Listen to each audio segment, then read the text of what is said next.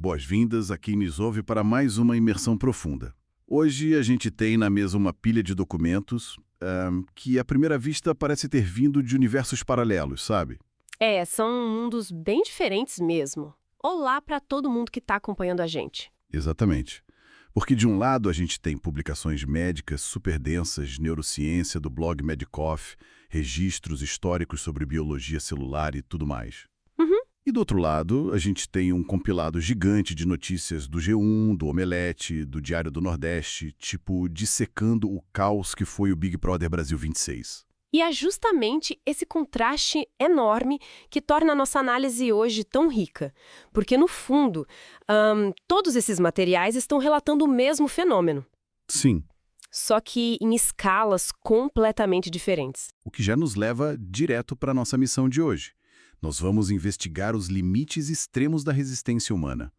E os nossos mecanismos de defesa também. Exato. A gente vai sair do mundo microscópico, entender a biologia do nosso cérebro, falar de uma vacina revolucionária e depois dar um salto gigantesco para o ambiente de pressão extrema do BBB 26. O fio condutor dessa imersão é basicamente a proteção, né? Tipo, como um organismo isola a si mesmo de uma toxicidade brutal. Seja uma toxina no sangue ou um ambiente desenhado para te enlouquecer. Totalmente. Como a gente se blinda contra o que tenta nos invadir. Certo. Então vamos desvendar isso começando pelo nosso próprio corpo. Eu gosto de pensar no nosso cérebro como uma área VIP de uma balada bem exclusiva. Aquela que quase ninguém entra. Essa mesma. O resto do corpo é a pista de dança. O sangue circula ali livremente, levando nutriente, mas também levando toxina, impureza, tudo misturado. Uhum. Só que para proteger essa área VIP, a biologia colocou um segurança implacável na porta. E na ciência, esse segurança atende pelo nome de barreira hematoencefálica. A famosa BHE. E olha, a descoberta dessa barreira é um fato histórico fascinante. Tem mais de 100 anos. Sério? Como que foi isso? Foi meio que um acidente. Os cientistas estavam injetando corantes na corrente sanguínea de animais para estudar o fluxo do sangue. E aí eles notaram um padrão muito bizarro. Bizarro como? Eles injetaram um corante azul. E o coração, o fígado, o pulmão, os músculos, tudo ficou tingido de azul. O animal inteiro ficava azulado por dentro. Nossa! Mas o cérebro e a medula espinhal continuavam intactos, na cor natural deles. Tinha um muro invisível ali barrando o corante. E as nossas fontes mencionam muito o trabalho da Lily Stern nisso, né? Uma cientista soviética que mapeou essa barreira e ajudou a salvar muita gente na Segunda Guerra Mundial, tratando trauma craniano. Sim, o trabalho dela foi fundamental. A barreira hematoencefálica não é só um muro de tijolos. É um filtro dinâmico, uma membrana extremamente seletiva. Tá, mas traduzindo da ciência pura pra gente, do que é feito esse muro? Basicamente de células endoteliais que são muito unidas. No resto do corpo, essas células têm os espacinhos por onde as substâncias vazam. No cérebro, não. As junções são apertadíssimas. Ninguém passa sem pulseira VIP. Exato. E tem o suporte dos pericitos e dos famosos pés de astrócitos. Peraí, pés de astrócitos, isso parece nome de alienígena. O que são esses pés na prática? É um nome engraçado mesmo. Astrócitos são células do nosso sistema nervoso em formato de estrela. E as extensões delas, os pés, se enrolam nos vasos sanguíneos do cérebro. Tipo abraçando o vaso. Perfeito, como um abraço apertado. Eles dão suporte estrutural e soltam fatores químicos que mantêm a barreira selada. Caramba, a engenharia do corpo é absurda. É tão eficiente que barra toxinas, bactérias, fungos. Cerca de 98% dos medicamentos que poderiam tratar o cérebro não conseguem passar. É o maior desafio da neurologia hoje. Ou seja, o segurança é tão bom que até quando a gente quer mandar o médico para dentro da área VIP, ele é barrada. Exatamente. Mas olha, o especialista digo, as fontes aqui apontam que essa barreira falha às vezes, certo? O que faz o segurança perder o controle da porta. Vários fatores, estresse oxidativo severo, traumas, inflamações crônicas e até alta pressão arterial podem afrouxar essas junções das células. E aí a porta abre. Sim. Na esclerose múltipla, por exemplo, a barreira quebra e os glóbulos brancos do próprio sistema imunológico invadem o cérebro e atacam os neurônios. No Alzheimer, toxinas entram por essas fissuras. E isso nos leva à brecha que algumas drogas encontram. A cocaína, por exemplo. Ela é uma molécula pequena, lipossolúvel. Ela simplesmente ignora o segurança, passa reto pelos pés de astrócitos e inunda o cérebro. Causando a euforia e o vício quase que imediatamente. Mas aqui entra a inovação que as fontes médicas nos trouxeram. A ciência brasileira desenvolveu uma parada genial na UFMG, a vacina Caliscoca. O que é fascinante aqui é a abordagem deles. Eles não tentam reforçar o muro do cérebro. Eles hackeiam a própria droga enquanto ela ainda está no sangue. É quase ficção científica. Como funciona isso de hackear a droga? A Caliscoca estimula o nosso sistema imunológico a produzir anticorpos específicos. Esses anticorpos reconhecem a molécula da cocaína ou do crack como se fosse um vírus, uma ameaça. Tá, e aí quando a pessoa usa a droga e ela entra no sangue, os anticorpos grudam nela. Isso. Eles se ligam rapidamente às moléculas da cocaína. E ao grudar, a molécula fica gigante. Certo, ela ganha um peso extra enorme. E quando essa nova molécula mutante chega lá na porta da barreira, o segurança olha para o tamanho daquilo e barra. Perfeito. A droga não entra no cérebro. O efeito psicoativo é totalmente neutralizado. O que ajuda demais o paciente a não ter a recompensa química durante uma recaída. Sim, mas tem um ponto crucial que as fontes destacam: é uma vacina terapêutica não preventiva. Como assim? Ela foi feita para apoiar quem já está em recuperação e tem limites. Se o paciente tiver uma recaída e consumir uma dose absurdamente alta, muito maior que a quantidade de anticorpos circulantes, Ah, entendi. algumas moléculas acabam sobrando e conseguem passar. Exato. Por isso ela é uma ferramenta de apoio, mas não resolve a dependência sozinha. Precisamos da reabilitação psicológica junto. A biologia não faz milagre sozinha. E só para esclarecer, a molécula gigante que ficou presa no sangue, ela vai para onde? O fígado e os rins metabolizam e eliminam com segurança. Descartilíneo. Maravilha. E as fontes também confirmam que a vacina passou muito bem pelos testes em roedores e agora está indo para a fase 1 em humanos. Isso, para testar segurança no nosso organismo. É um passo enorme. Bom, a gente acabou de ver que o nosso corpo tem uma defesa física absurda contra o estresse químico contra substâncias. Mas a provocação agora é outra. E quando a toxicidade não é uma droga? E quando o ambiente inteiro ao seu redor é desenhado para te quebrar psicologicamente? Se conectarmos isso ao panorama geral que discutimos, a biologia começa a ruir quando submetida a estresse contínuo. E foi exatamente isso que a gente viu na edição histórica e caótica do Big Brother Brasil 26. O reality show como um verdadeiro laboratório de exaustão humana. 100 dias de confinamento, um prêmio de 5.440.000 reais.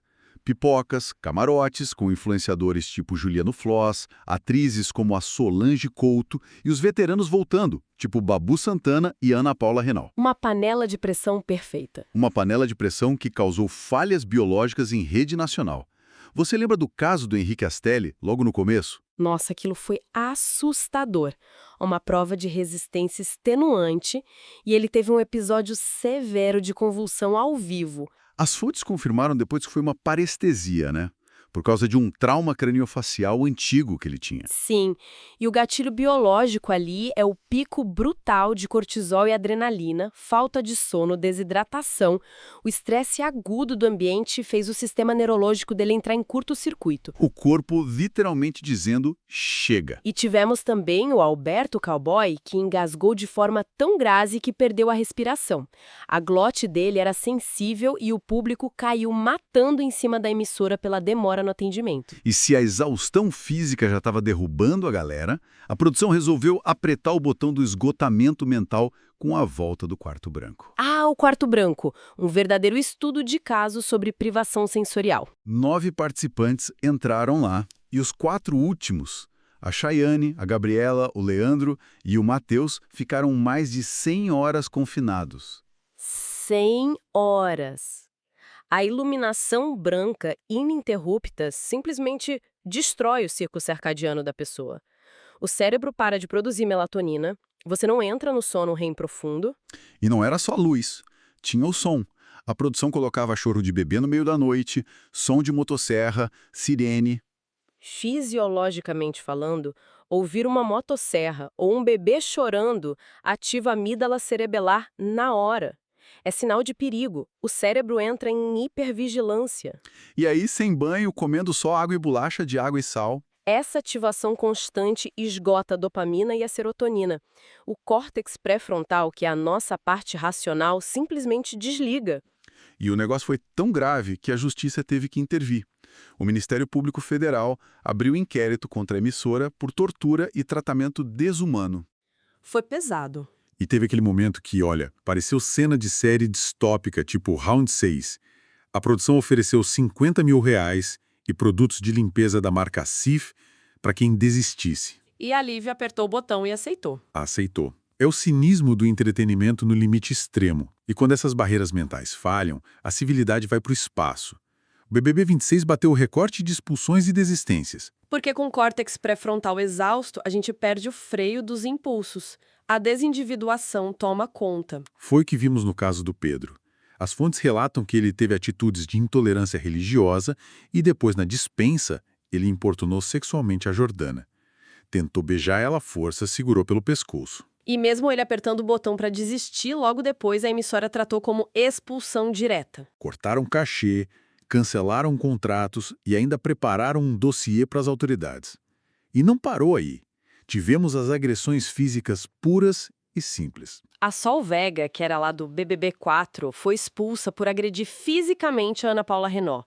E o Edilson Capetinha é expulso por dar um tapa no Leandro Boneco. O nível de hostilidade quebrou qualquer barreira comportamental.